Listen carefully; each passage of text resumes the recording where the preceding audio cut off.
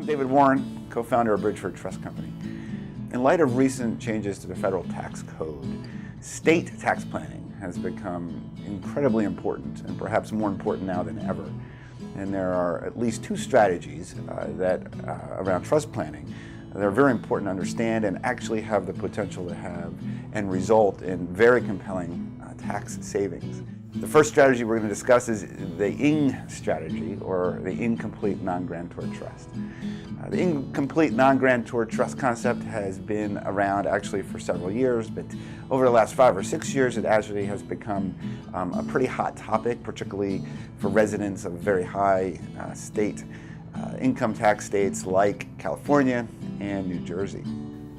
The ING concept is particularly compelling for residents in high income tax states that have assets with very low cost bases. So think somebody who had started a business 30 or 40 years ago from scratch with closely held stock. Think somebody who had bought into a portfolio 30 or 40 or 50 years ago that has appreciated a great deal with respect to capital gains. Any sort of low cost basis asset can greatly benefit from the ING strategy, and essentially here's how it works. It's an incomplete gift, which means that the gift to the trust itself is not subjected to gift tax, which is very important. The trust itself is treated as a non-grantor status, which means that taxation actually occurs at the trust level and not the individual level. So this is very important because if that's where taxation is going to happen, then by simply placing the trust in a jurisdiction like South Dakota that does not have state income tax, at the time the asset is sold within the trust, there's the ability, if properly constructed, and depending on several different factors, but there's the potential to save a tremendous amount of money in capital gains tax. Now, I'm proud to say that Bridgeford Trust Company was involved in the very first private letter ruling issued by the IRS on the ING strategy relative to a South Dakota trust and the South Dakota Asset Protection Statute, which is really the engine or the chassis upon which this ING strategy is built. In that particular instance, the tax savings to the California resident was well in excess of $22 million. So again, in the right circumstances, this planning opportunity and strategy works, and given the right facts, works exceedingly well.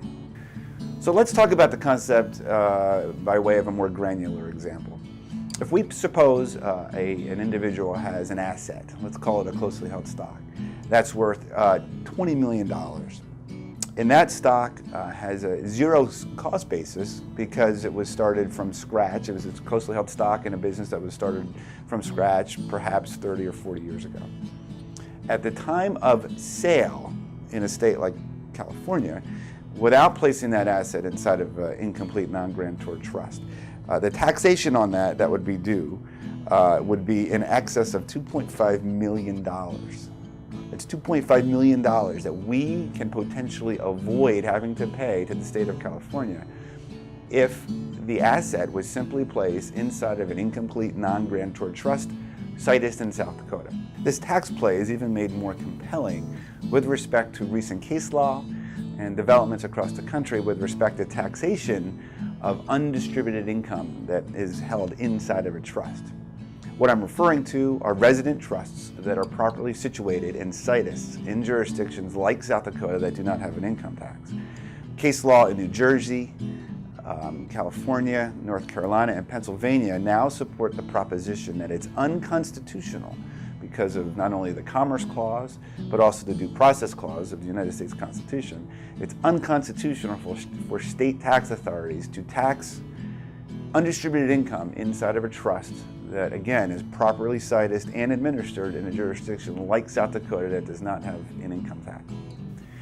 In this example that we talked about earlier with respect to the tax savings available under the ING strategy, let's presume that saving the taxation and having a portfolio of undistributed income, which is income, of course, not distributed to any beneficiaries, the potential yearly savings from a tax perspective at the state level is in excess of $34,000 a year. So these two concepts, the ING, the ING strategy, and the idea that taxation inside of a trust properly sited in a jurisdiction without income tax combine to result in a tremendous state tax play, made even more important and compelling because of federal changes or changes at the federal level. For more information about these strategies, or for South Dakota law, or the nuances around how these strategies can best apply to your situation, please feel free to contact me directly or contact Bridgeford Trust Company generally at our website. We'd be happy to talk through these concepts and many others, making South Dakota the strongest trust jurisdiction in the United States.